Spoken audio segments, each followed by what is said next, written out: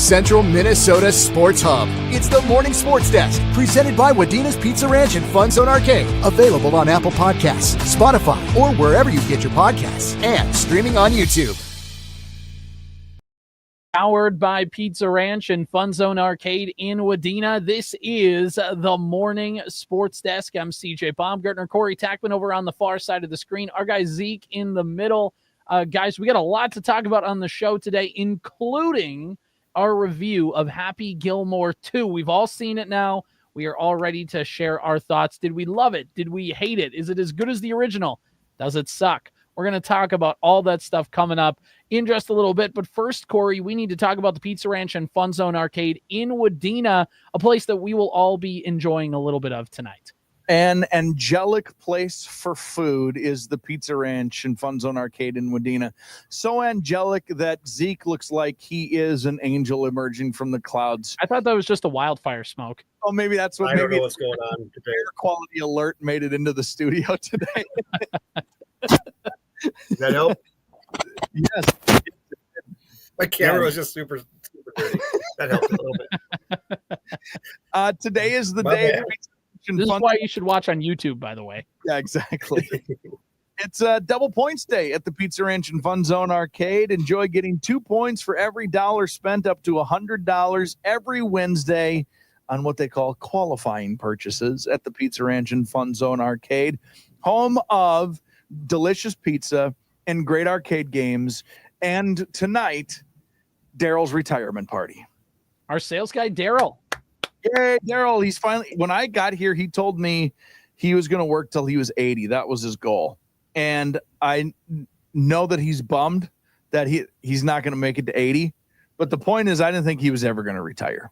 So I'm just so happy that he's retiring. And we'll be at the Pizza Ranch celebrating with him with delicious Pizza Ranch food. And then, maybe like a Godzilla VR game or something. Do you think Daryl would play the Godzilla VR? Do you think he'd be in on it? I asked him this morning if he would do that, and he said, no, thank you. What? At least it was polite. It was polite, but it was that emphatic. What game at the FunZone Arcade at Pizza Ranch in Wadena do you think Daryl would play? Or what do you think we can There's a basketball Connect 4 that you can shoot Connect 4. Yeah, that's right. Yeah, that's a fun game. I think we could talk him into that one. Yeah. We could talk him into that. Yeah, you're right. What do you think with all the points and tickets that Daryl would earn? What do you think would be the prizes he would go for? Would he just go for some candy? Would he try and build up for the mystery boxes of jerseys or mystery helmets or the Anthony Edwards autographed basketball that's sitting up there? I think Daryl would be very pragmatic. I think he would save. Mm-hmm. But without any sort of clear plan onto what he was actually saving them for. Right. Just for a rainy day. Have them just to have them. He would just die with a lot of points. That's or not use until he's 95. Yeah, right. Yeah. Exactly. Oh, finally I can get that big Donkey Kong. He's going to cash it. He's going to cash in 10,000 tickets, but it's only to get it all in Tootsie Rolls. Yeah, right. Or little plastic lizards or something. Yeah. Well, exactly. you get a good deal on it then. Hey, look, if we factor in inflation of tickets, then I think come to Daryl's funeral. He's got buckets of Laffy Taffy laying around that he earned at the FunZone Arcade. It was his wish. Or do you think maybe he goes for a pack of trading cards? They got NFL cards, they have baseball cards. They have basketball cards. They have some Pokemon cards. I was talking with owner Zach. They are not easy to come by, grabbing some of those Pokemon card packs. And they have some at the Pizza Ranch and FunZone Arcade. It's a great spot to be, Corey. It's a great spot to be, CJ. The Pizza Ranch and FunZone Arcade in Wadena. Wherever you want to have fun, Pizza Ranch and FunZone Arcade's got you. All right, Corey. All right, Zeke. Here we go. We got a lot of things to get across today here. First, let's start off with the Minnesota Twins and the trade deadline. It's looming. It is tomorrow at 5 o'clock in the afternoon, 6 o'clock Eastern time, 4 o'clock Mountain time, 3 o'clock Western time, I guess, if you're really into that. But what about Hawaii? Good question. My knowledge gets Aleutian Islands. What's the last island in Alaska before it becomes Russia? That's a good question. Is that like right on the date line? I think so. I think that's where it is. Sounds about right. Close to there anyway. Pretty close. Anyway, that time. Either way, if you're in Alaska, sorry, you're going to have some weird trade deadline times. But the Minnesota Twins already started their modest sell-off by trading Chris Paddack and Randy Dobnak. Bye. Off the roster.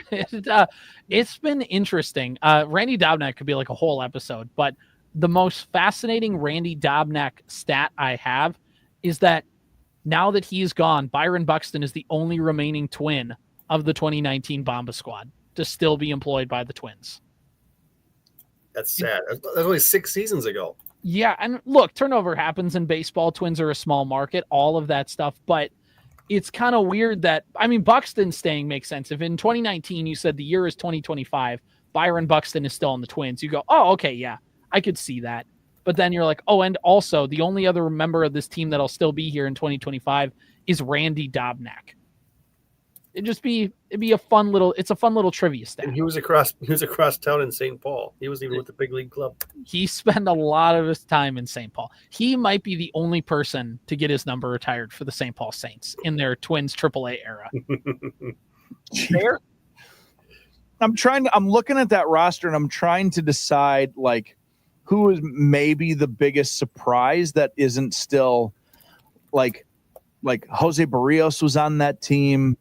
Max Kepler almost made it, right? Right, he was close. Blanco was close. Luis Ariz, you know how I pined for a Luis Ariz in the Twins uniform. Like, not having a guy like that in the Twins, it feels weird.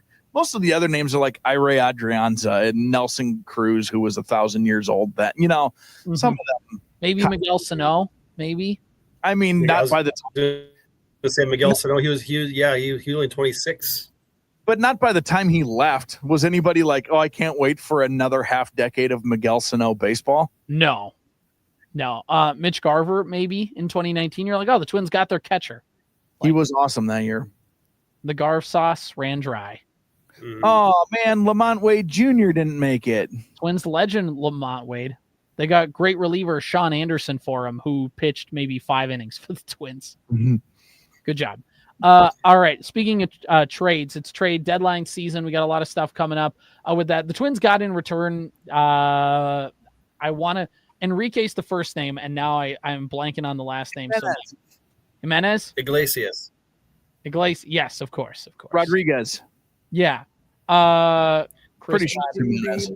Paddack trade. Here we go. The Twins got Enrique Jimenez. Yes. That was close. That was it. I'm an Enrique Jimenez guy. Always have been. You're as big when he was 17 years old. Corey Tackman was his one fan. Now he's 19 years old, and Corey Tackman is still his number one fan. I'm getting the jersey. A 19-year-old in A ball who's played basically A ball, low A ball, because he's 19.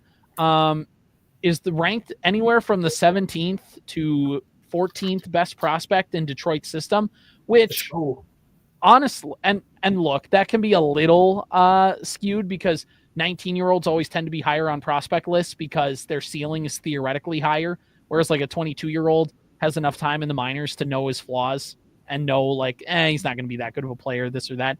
But the fact that the Twins were able to get anything of value for an expiring contract in Chris Paddack, who, by the way, his entire Twins tenure has an ERA of like 4.5.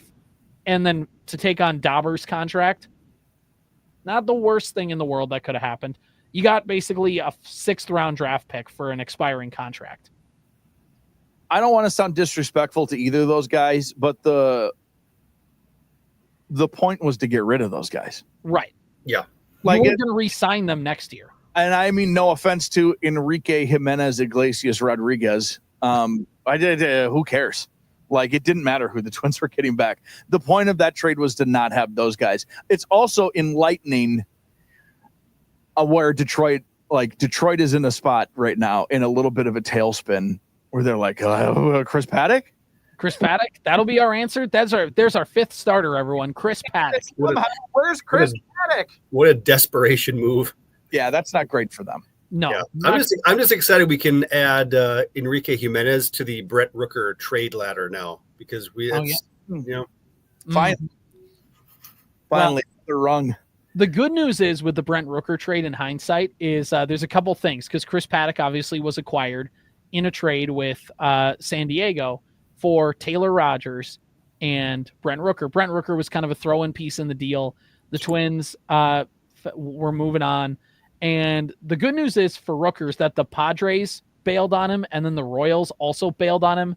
And so it's like the David Ortiz thing, like not comparing him to David Ortiz in terms of career trajectory, but in terms of like in terms of that, it's like everybody else in baseball had their chance on him a couple different times. And it took like his third spot of just getting a million at bats in Oakland and now Sacramento to finally break out. Cool for Brent Rooker. I really like that guy, but I don't think that it's not like a glaring failure on the Twins that he didn't work out in hindsight.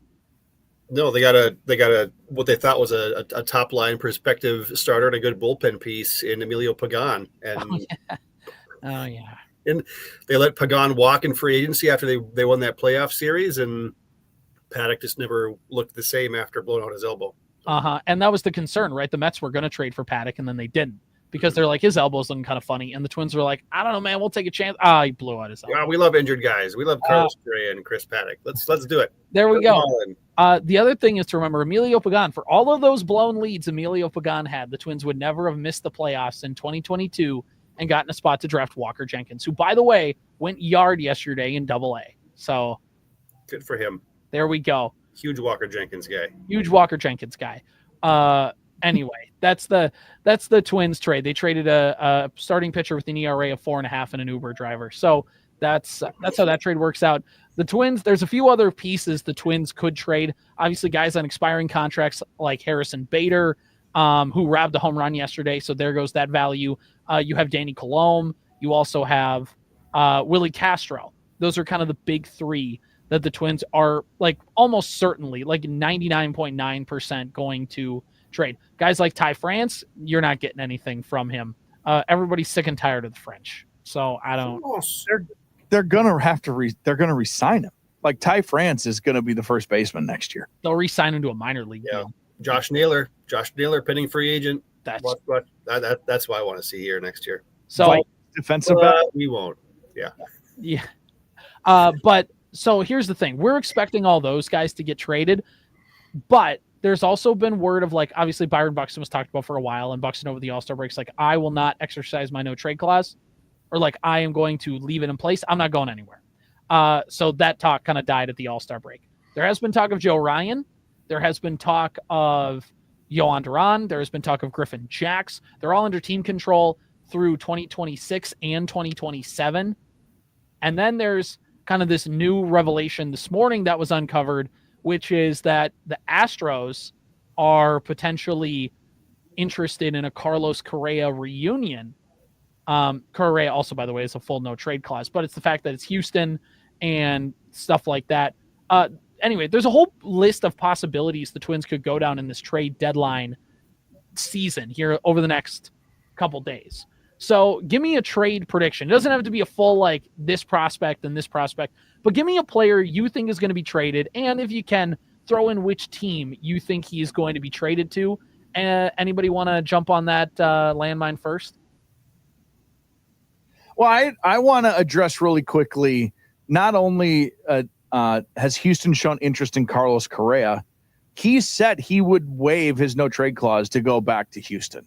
So I haven't read that part. Where did it? I don't know. It was just literally the quote on Bring Me the News. Okay, I haven't seen it. I haven't like looked at the article yet. He said he would do that. What I don't know what that like. What's he gonna do there? Sit on the bench for them too? Like he's not gonna play shortstop, right? He'd have to go move to third base probably. Because remember, the Astros tried to trade for Arenado, and he used his no trade clause to not go to Houston. Right. So. I mean, it's maybe him, but the Carlos Correa trade thing is not a novel theory, right? There have been there have been. We mentioned it on last week's show, Corey. Carlos Correa trade talks going back to like the first year he was with. Right.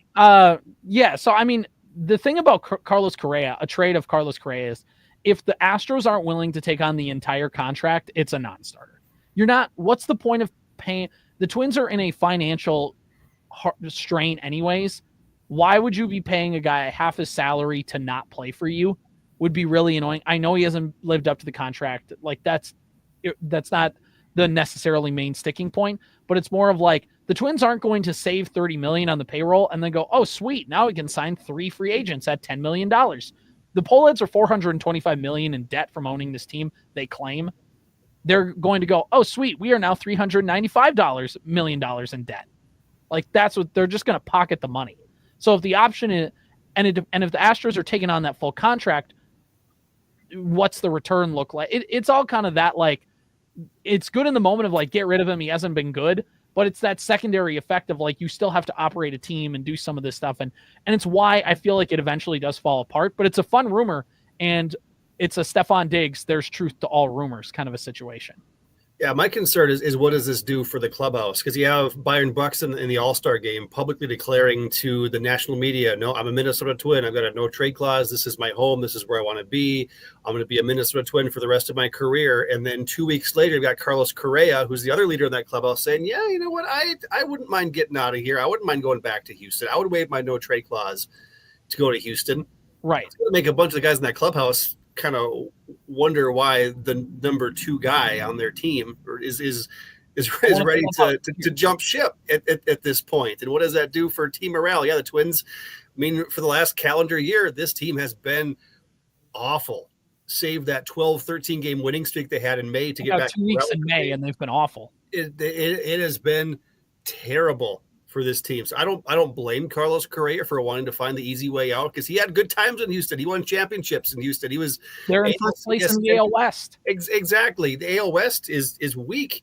I mean, not as weak as the AL Central right now with 4 teams below 500, but the AL West is still very winnable for Houston.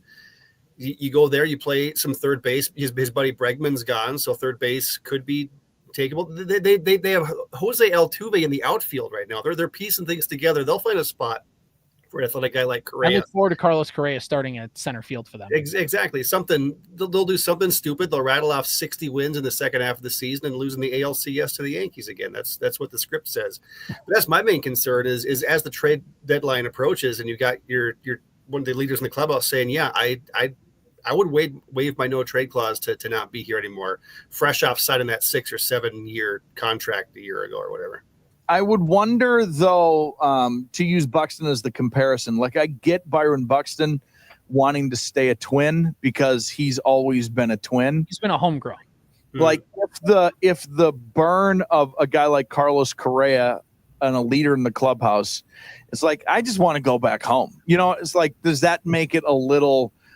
We understand. Like, he is certainly in the back half of his career is Carlos Correa. I'm not saying his time is done and he still doesn't have years of being a good player left. But like, if that's the case, I mean, the Twins are going to have to go on like some sort of all-time heater to make a run at this point, right? And Carlos Correa's got a Hall of Fame career to think about also. And if going to a team that can make the playoffs and help a team win a World Series, if that ends up being their thing like that, I think it takes the burn. If it was like, I would be willing to take off my no trade clause to go to the Dodgers. Like, screw you, buddy. But if you want to go back home, it does. I would feel a little better about that. All right. Can I give you a name that I actually do think? Okay, go for it. Yes. Actually do think is tough. That might be an overreach. You know what? I'm going to put on my Skip Bayless hat here for this. The Twins are going to trade Joe Ryan. Ooh. He is too he's too perfect a candidate. There is so much team control. He's cheap. He's really good. The Twins are really bad. And there are a lot of teams who have a lot of money who are willing to do a lot of things to get a good player to help get them over the hump. There is going to be a bidding war for Joe Ryan in the final, well, as we look at it, like 36 hours of this trade deadline. The price for Joe Ryan is going to be steep. And eventually someone is going to offer it and somebody's going to counter and up the ante. And the Twins would be, even though it would be a very, very, very sad day to be a Minnesota Twins fan, it will get to a point where they have to say yes. Yeah. And here's a report from Jim Bowden, who's a former GM, does some stuff for MLB Network, things like that.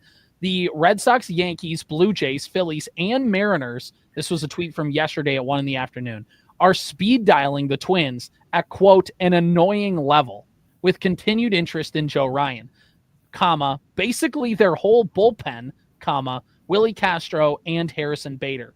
Twins could end up being the headliner of the deadline as talks heat up. Now, of course, when the whole bullpen, it means Griffin Jacks, Yohan Duran, Brock Stewart, Danny Colomb, all things like that. But it's Joe Ryan. Like you said, Corey, it's so intriguing. Now, the Twins have been quoted as having super lofty asking prices, but they should with an all-star starting pitcher who has 2 full years of team control after this season.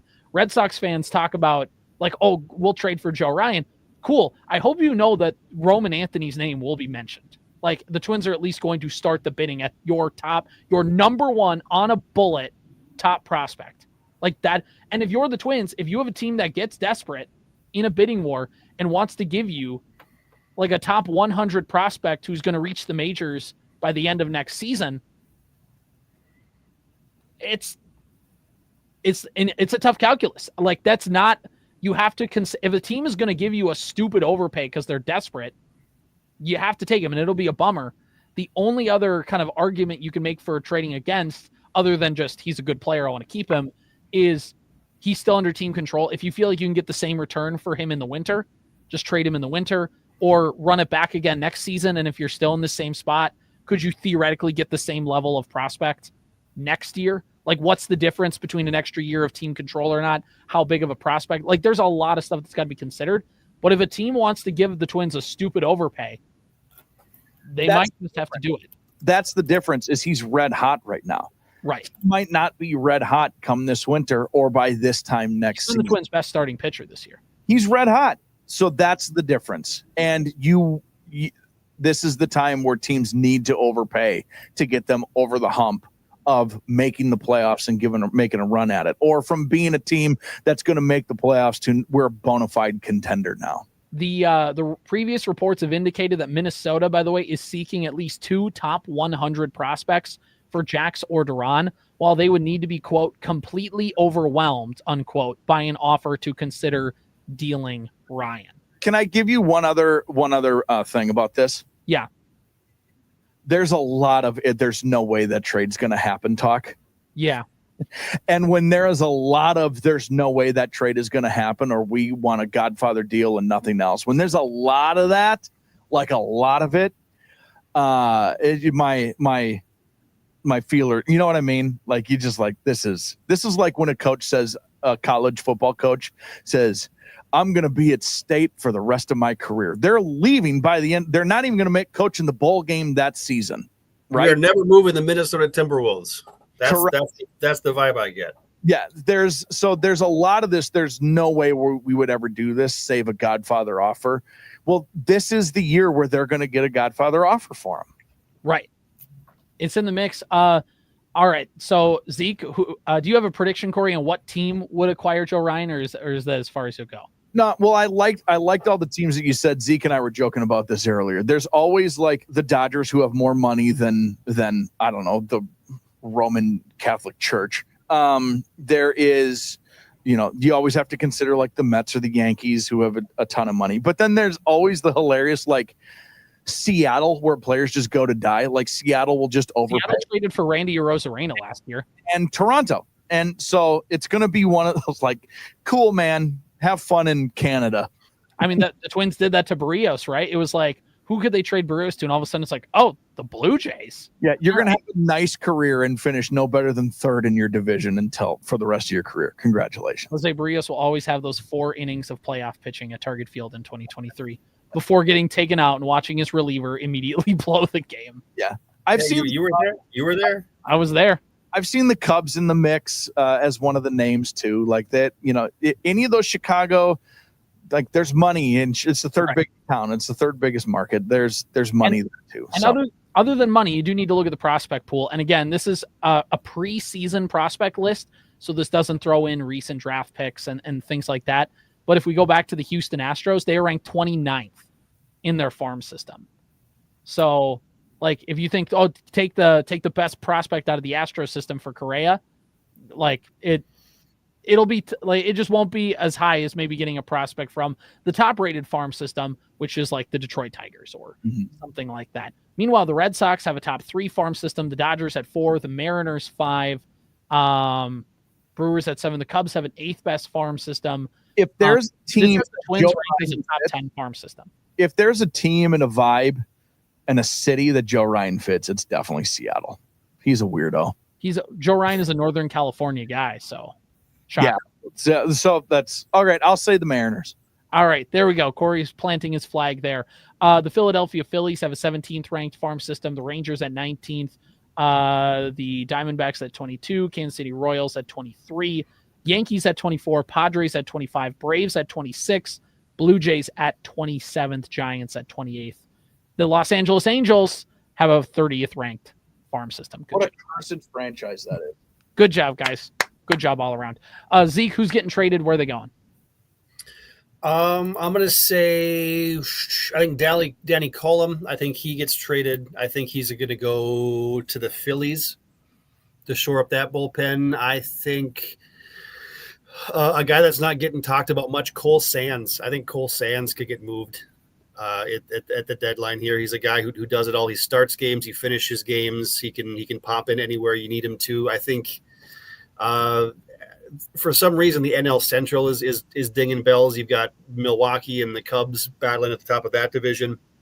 And like Corey mentioned, Toronto. I mean, they're 4 games in first place right now, and you know that the Red Sox and the Yankees are going to be aggressive in the next 24, 36 hours or so. And what can they do besides getting the guy from Baltimore between that doubleheader, Sir Anthony Dominguez, to add some stuff to their bullpen? Maybe they go and they get a Cole Sands, or they go get Griffin Jacks or something like that, because we know that Toronto not in this situation very often, and they're start for a championship. Milwaukee too. I mean, Milwaukee loses in the first round every single year, and eventually you need to put all your chips on the table. And maybe this is the year for Milwaukee to go and get a bat like Ty France or add some outfielder depth in Harrison Bader. So I think we could see a lot of talks between the Brewers, which it would suck to see Harrison Bader in Milwaukee, but you do what you got to do. I think the Cubs should be aggressive here, and the Phillies and the Blue Jays are my top guys that the Twins could make a deal with here. Yeah, I mean, make a deal with. All that sounds logical. All that works. I think overall, it's always like you mentioned, like Colomb. Like that's always one where it's like it goes to a team like the Tigers, where it's like, what's a team that wants to buy but doesn't necessarily like have the capital to go all in? And they're like, how about we just get like a soft tossing lefty that can just get outs?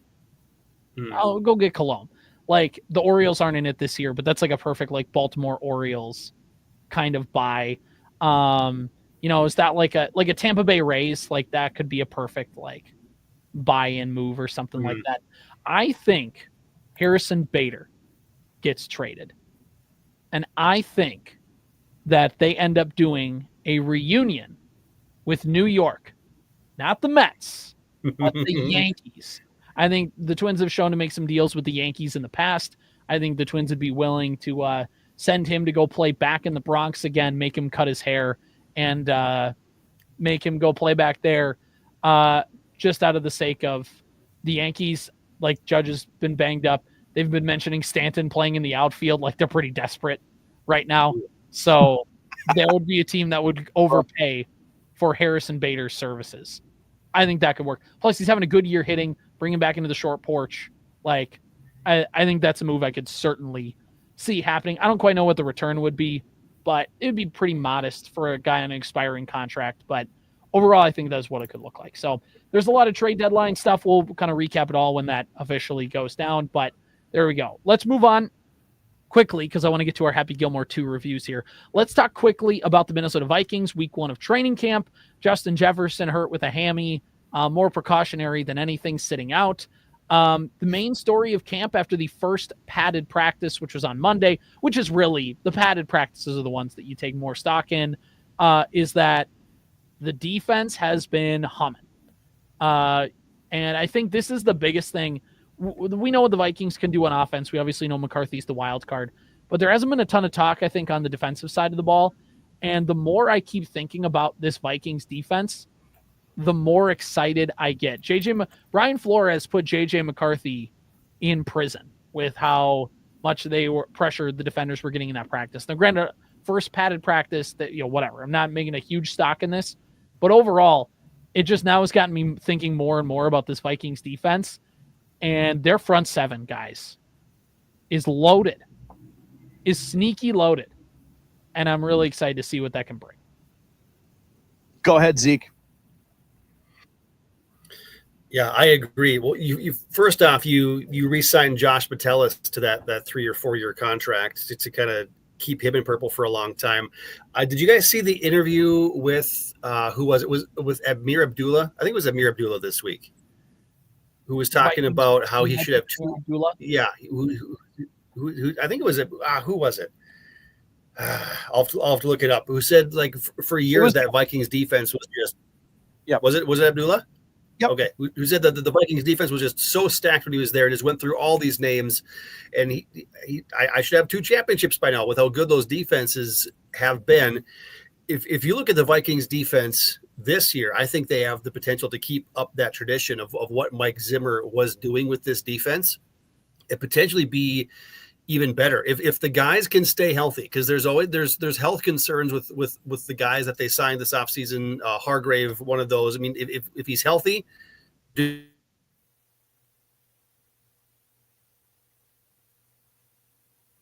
a healthy season now from Ivan Pace Jr. solidifying things in the middle.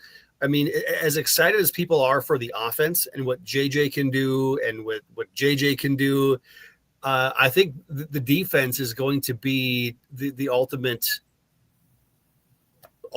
final say in what this team does in an offensively stacked division. Yeah, it's huge. And like you talked about, that linebacking core, really, really big, because if you talk about the defensive line, you have the interior solidified. Harrison Phillips now has Jonathan Hargrave and Jonathan Allen, whatever, there in the middle. And now all of a sudden, instead of relying on Jerry Tillery and Jalen Redmond, you're relying on Jonathan Allen and Javon Hargrave. And you have those are 2 bona fide players. Obviously you have Jonathan Grenard, but then you stack that linebacking core with Blake Cashman, Andrew Van Ginkel. Dallas Turner has been kind of the star of camp for the defensive side of the ball. Everybody said he looks bigger. He looks like he's kind of taken that next step. He trained all offseason with Jonathan Grenard, to prep for this year. Has a full kind of year of knowledge in the defense under his belt. So you had him into the mix. You also, the sneaky signing over the offseason of bringing back Eric Wilson, who is a linebacker on some of those good Vikings defenses. Whenever Barr Kendricks would have to miss a week or two, he would come in and not miss a beat. And obviously it's been a few years since then, but just a veteran who can come in. If Blake Cashman has to miss a week, you now are good. When Cashman was hurt, they missed him. He was a guy that was important to their defense, and you have a guy that can at least fill the gap for you.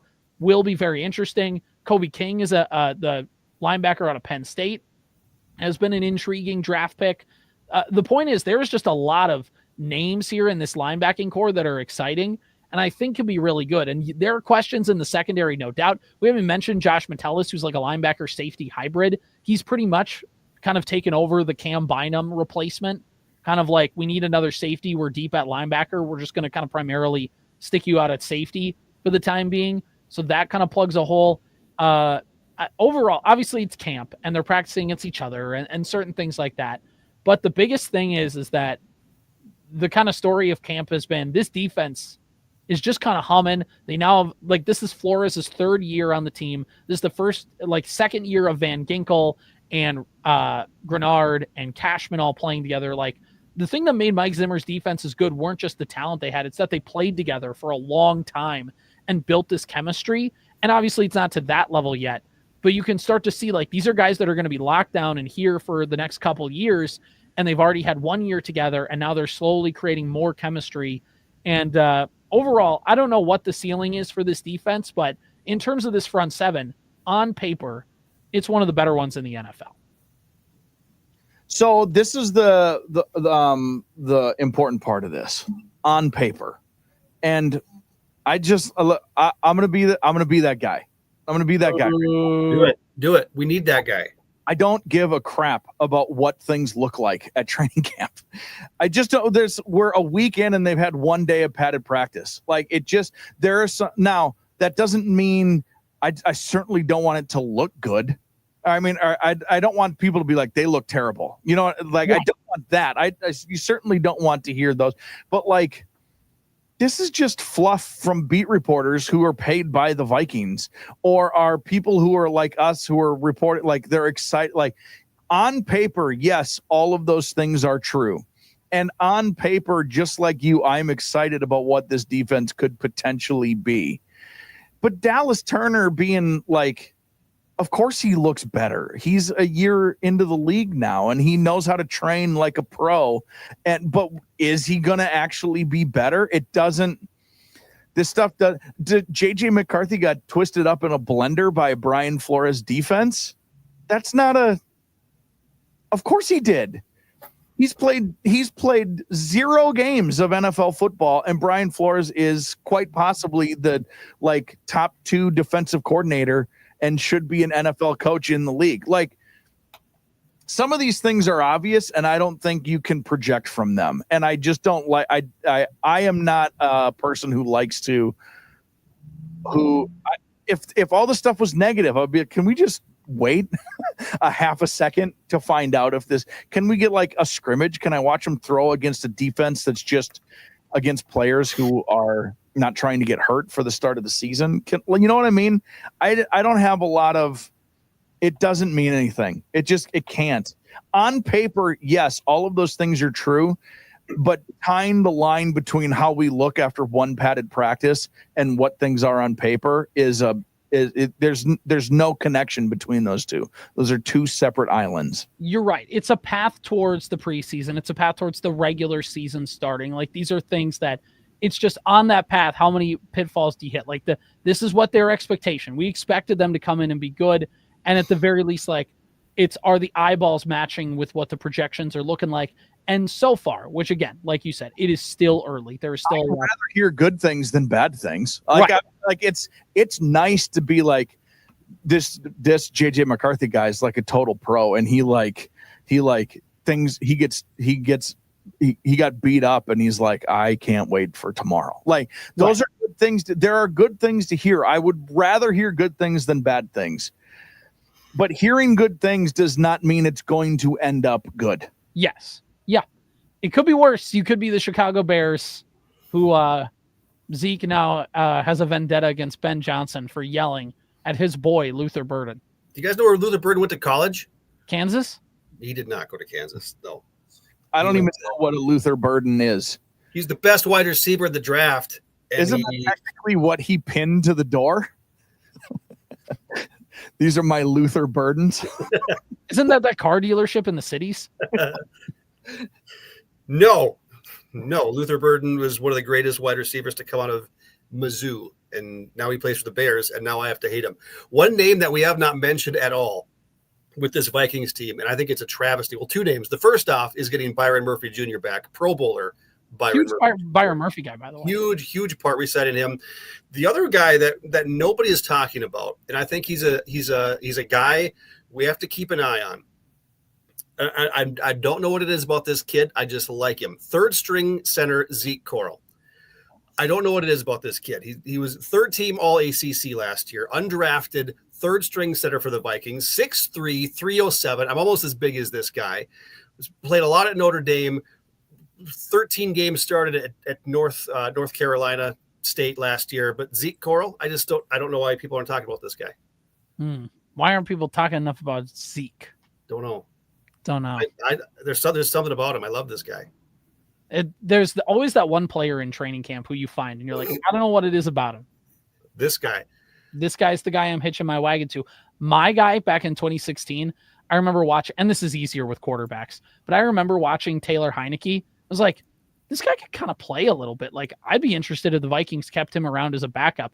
And then he broke his foot trying to break. His buddy locked himself out of his apartment. And he tried to help his buddy get in and broke his foot kicking down a door. And then Teddy Bridgewater went down. It was like, would have been really, I don't think the Vikings, I still think they would have traded for Sam Bradford.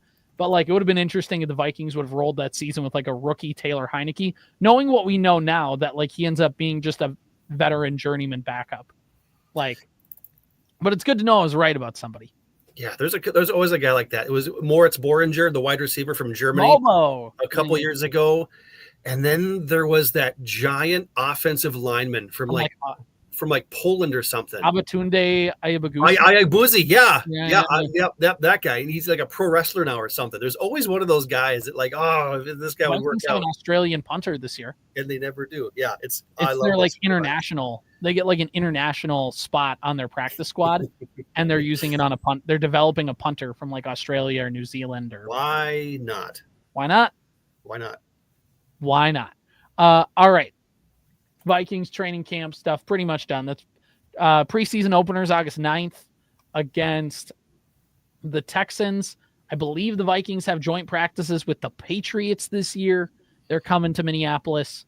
So that'll be really more than preseason games. It's the joint practices that are kind of the real like, all right, how does this team look? How do things not? Like whatever. Noticeably, the Vikings defense against Cleveland was like, oh, this Vikings defense might not be bad this year. And also, yikes, Cleveland's offense might be a train wreck this year. And both things ended up being true. So, like, you learn a lot from those, almost more than the preseason games. So, anyway, let's talk a little Happy Gilmore 2, boys. Here we go. Let's just kind of get the gut feelings out of the way. Just a general vibe, thumbs up, thumbs down, Happy Gilmore 2, and then we'll kind of go more in depth. Is that 2 thumbs up from you, Zeke? Yes, it's 2. Yep. 2 of them. 2 of them.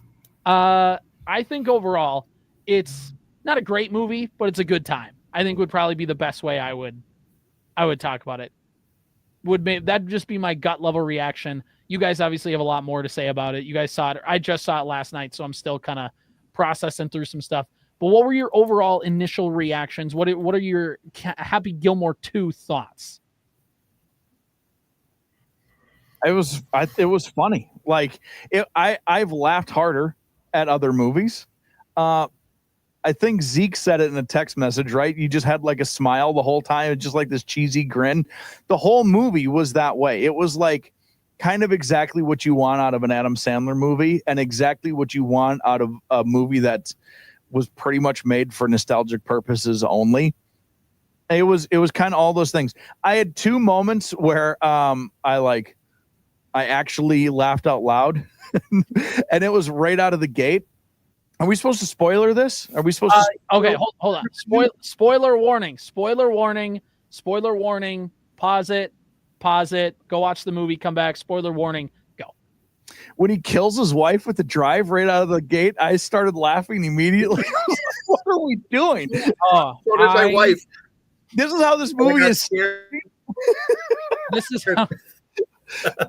They go right off the bat. They made a big deal too. There was they baited people into this because there was a lot of press with her like before the movie going, I'm really surprised they asked me to be in this movie and they didn't recast me or whatever. I'm super excited to be back. Yeah. It was really for like 5 minutes. That part was really funny. And then in a classic Adam Sandler move, because he always has like really childish in all of his movies. It's just like when the leader, I forget his name, of Maxi Golf, he takes him like to headquarters, and he's like into the vault and he breathes into the system to let him in. And it says fart detected. Killed me. The joke about him having bad breath the whole time is just a great bit. Yes. The head of Maxi Golf.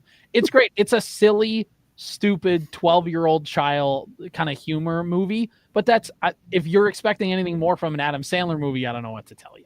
Like that's his style of humor. That's what Happy Gilmore 1 was. That's what all of this is. I will say the beginning when his wife, I'm like, are we gonna do this kind? Like this isn't a Happy Gilmore 2 problem. This is just a problem with any time you have like a legacy sequel. Is they're like, we got like the person ended their first movie getting everything they wanted. How do we put them in a spot where they need to like climb a mountain again? How do we kick them to the bottom of the mountain again? And a lot of it's now they handled it in a silly, stupid way. So like they did do his wife. They did do it that way, but they just have him manslaughter his wife, and then it's just like 5 minutes in, it's just like, sorry, I killed you. That's okay. Like they just move on from that arc completely because whatever. But like in legacy sequels, the one thing I always get annoyed about is when the main character you love ends up having a bad life. Like it's those things where it's like, remember this character you loved and they got everything they ever wanted? Well, in the time you were away, their life sucks and they hate themselves and they're not fun anymore. Like that's the Han Solo part. There's like the in the Ghostbusters Afterlife movie where it's like the one guy you loved, yeah, he ended up doing nothing and his life was a waste and he was a bum. Like there's no more fun adventure, like things like that. That's Luke Skywalker did. Yeah, exactly. Things like that. But overall, I did think that like they needed to find a spot. It's Happy Gilmore 2, whatever. The movie goes on. There is one thing I thought was really interesting in the movie. I thought the way this movie was lining up that they were going to have Shooter McGavin be like the head of Maxi Golf, like be the head person on their team. And then very quickly they like have a redemption arc for him, which is like cool and fine. But I felt like having Haley Joel Osment be like the main antagonist golfer, why not just have Shooter McGavin be that guy? Like it felt like a little unnecessary. Like you could have just maybe taken like 15 minutes out of the runtime because the movie's dang near 2 hours. I don't think it needs to be that long, but like you could just have him be that. And there's a little bit more opportunity for fun stuff, but whatever. That was my main critique. Other than that, it was funny. It was a good time. I giggled like a 12-year-old, but that's the point. I watched this movie with my wife because why wouldn't I? There were two parts right off the bat. When the wife got killed off, she loved that part, and the other part was when they were doing some flashbacks with the kids, and they were doing the thrusting jokes, and it was the one with the airplane, and he's got the airplane signals, and he's doing the thrusting thing, and the airplane moves forward. She laughed for like 8 minutes after that part. That was just just so. And then so later, dumb. when Happy gets fired from the Stop and Shop, he's got the hose. Yeah, just stupid humor. I did love the nostalgia. I love the Shooter McGavin redemption arc. I loved at all of the egos that were swallowed by these professional golfers. The best to make appearances in this movie. I loved the Scotty Scheffler jail jokes. Getting arrested. Not again. I think I'll stick around one more night. Yeah, loved them. Mm-hmm. I loved the part on the tee box. Yes, I loved when they violated Rory McIlroy and the noise he makes when they do that. Loved that part. Loved when they asked Jack Nicklaus what he wants to drink, and he says, "I'll have a half lemonade, half iced tea." And the lady goes, "Oh, Arnold Palmer?" He says, "No, I'm Jack, but I get that all the time." Yeah. I crapped my pants. It was so funny. Oh, and the cameos, guys. The cameos. Eminem. We got to see Eminem's butt. Eminem being the son of the "You're gonna miss this putt" guy. Yeah. We had Boban as the son of the I don't Which kill is people. perfect. Guns don't kill people. I kill people. Mm-hmm. Bad Bunny was phenomenal in this movie. Give him an Oscar nom for what he brought as the caddy in this one. Man, who else? It was just Travis Kelce was in there. Travis Kelce was in there. I'm surprised Taylor Swift wasn't. She's probably too expensive, but Travis Kelce got his time in the sun. John Daly being like the John Daly, another one who's, I don't know how much ego he had to swallow to just be John Daly. No, I think he was all in on that. He probably specifically requested to do that. Yeah, and you've got all the other mainstays. You had your Steve Buscemi moments. You had your Rob Schneider. You can do it. Nick Swartzen in there. It just that was actually no Kevin James though. He was in it. He was in it. He was the mobster who shoves the golf cleat. Oh, was he? Okay, I missed. He was the mobster. Yeah, never mind, like a 5-second deal. Yeah, he was in it. Yeah, everybody's in it. Everybody's in it. Now, maybe my favorite part was all the golfers. By the way, like it was just. It was like Kelsey Plum was in there. She was like she was in the golf. Yeah, the pro shop attendant. Eric Andre was in it. Yeah, just there were a ton of but they like recognized all the people who had died in the 30 years since the first movie. Like Bob Barker, they had Chubb's son, that was Lavelle Crawford, who's a stand-up comedian, play that role. Maybe quite possibly my most underrated funny part in this was the scene with Bubba Watson, where basically they make fun of all the players who would go to the other tour. And Bubba was like one of the first big names who immediately jumped ship to live. And he just like, they're just talking crap about this new league. And Bubba is the character. It could have been Rory in that spot or any of the guys who stayed on the PGA Tour, but it was Bubba in that scene. That really made me laugh too, when they started to dunk on the other league trying to come in to be more cool and more fun. Yep. Tony Finau, Jordan Spieth, Ricky Fowler. How about the Will Zalatoris storyline, where you find out that Will Zalatoris was the caddy from the first one? Which is that was the viral thing, right? When Will Zalatoris got famous, they're like, he looks like the caddy from Happy Gilmore. There weren't just throwbacks to the first movie, right? Like Rob Schneider is in it. That's a Waterboy reference. And that's a Sandler-verse thing now. Yeah, like it was. That's the exact right word. There was like Sandler-verse callbacks to other movies in this Happy Gilmore. What'd you call it? Legacy sequel. Yeah. What role do you think Norm Macdonald would have been cast in had he still been alive? Great question. Dan Patrick, by the way, is in there. He's in every Adam Sandler movie. Yep. Yeah, he is. Yep. John Lovitz. Yep. Falling out of the. So good. Just peak John Lovitz. Yep. Everything about it. Yeah. It's an Adam Sandler movie. I don't know more. I did like the recurring bit, by the way, where like everything is just like a flask. Yes. He just finds a different place to hide his liquor. Yeah. Yeah. That was really funny. I will say Ben Stiller doing a cameo, doing his Hal L back. Yeah, that was interesting. You could tell he had fun with that one. I will say Adam Sandler has now included his daughters into the mix, and to be fair to them, and his wife. Oh yeah, his wife was the ballet instructor. Yep. And then whatever. Adam Sandler. He can do whatever he wants. Whatever. His daughters probably aren't getting anywhere past Adam Sandler movies. They're not the best actresses. The joke about Adam Sandler movies is that has been for the last decade that Adam Sandler movies exist for Adam Sandler and no one else. Why this was no different. I'm Adam Sandler. I am going there. The interesting part was that they didn't add like a love interest or anything in this one. It was just like he just gets to like mourn his wife, because in like if this was like 10 years ago, they'd have just had like some Sports Illustrated swimsuit model like show up and just be the love interest, because like every Adam Sandler movie is like, I just get this like beautiful woman to be my wife in this movie, and then we're gonna go to some tropical location, and I'm just gonna hang around here for like a month. Whatever movie you made with Jenna Aniston, or a sequel like to, or something like that. Yeah, exactly. Yeah. There's a lot of them. There's been a pattern. I will say, and we'll kind of wrap it up with this. This is maybe I'm missing one here and there. This is probably the best Adam Sandler movie since Grown Ups. That came out in 2010. If you mean comedy, that's probably true. Yes.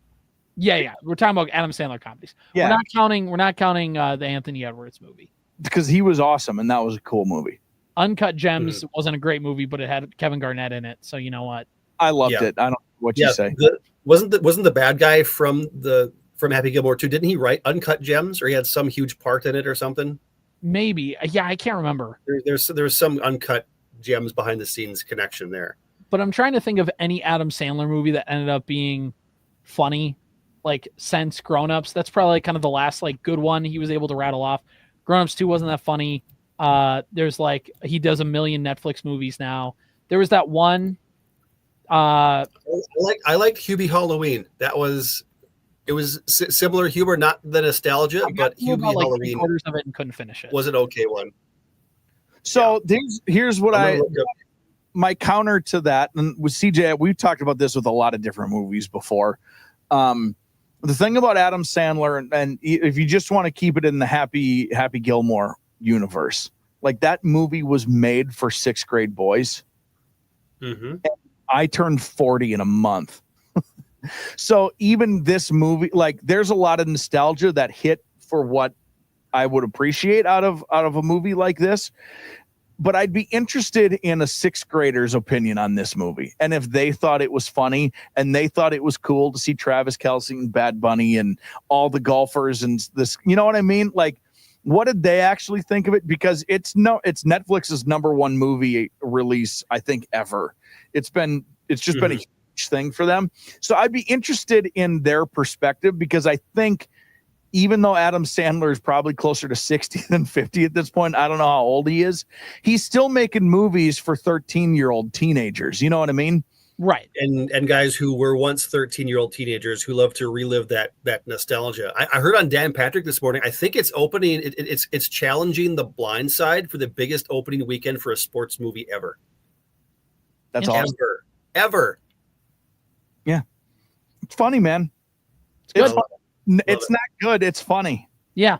Okay. Here's how you can tell if a comedy movie is good. Like a year from now, 5 years from now, will you rewatch it? Because like comedy movies are like rewatchability, right? A lot of like when Step Brothers is on, can you just like, oh, cool, I'm watching this for a little bit. When Ace Ventura comes on or something like that, oh, cool, I'm going to sit down and watch this for a little bit. Dumb and Dumber, like those kind of things. I don't think this movie's excessively quotable. Right? We were having a conversation earlier about Anchorman, which is just, you can just rattle off quote after quote after quote, never see the movie and know everything about that movie. Right. Dumber is that way for me. Like this isn't the funniest thing to me was that he killed his wife and he breathed into a thing and it said fart detected. Like that's the original Happy Gilmore is very quotable. Billy Madison is very quotable. This one's got me Schwan. Yeah, this is not. That's been my. Been in my lexicon since I was 12 years old. Exactly. Yeah. I don't know what I'm not taking any quotes. This is not like there was nothing from that movie that's just going to stay with me. Mm-mm. Yeah, that's probably. It's a fun watch. It was like the Tiger. I'm not rewatching the Tiger King, but it was cool in the middle of COVID to have nothing else going on and the whole world watching it together. And you're like, well, at least I get this connection. Like this movie exists for, by the time we get to August 9th, we're done with this movie. I am never going to financially recover from this. Yeah. I'll requote the Bryson DeChambeau line when he defends Rory McIlroy for the rest of my life. I'm not going to say that. Yeah, that was such a great line. The best lines were from the golfers. Oh no, not again. Yes. Yeah. Like he just already like has his hands behind his back. Like he's like, all right, just take me away. Yeah. It was great. Yeah. All right, boys. Good conversation. Yeah. We'll find another legacy sequel movie. I can't wait for Billy Madison 4 to Billy. Hey, Naked Gun with Liam Neeson comes out soon. Naked Gun, by the way, according to Rotten Tomatoes, got a 100. I saw a preview for it yesterday at the theater, and I got to tell you, I'm really excited. I cannot wait. That'll be our next movie review. We're all going to a matinee at the Cozy. Yes, please. Yes, please. Right. We got our next assignment. We'll get out of here and go do that. See you guys next time. Powered by Wadena's Pizza Ranch and FunZone Arcade. Follow the Morning Sports Desk on Apple Podcasts, Spotify, or wherever you get your podcasts. And watch every show on YouTube.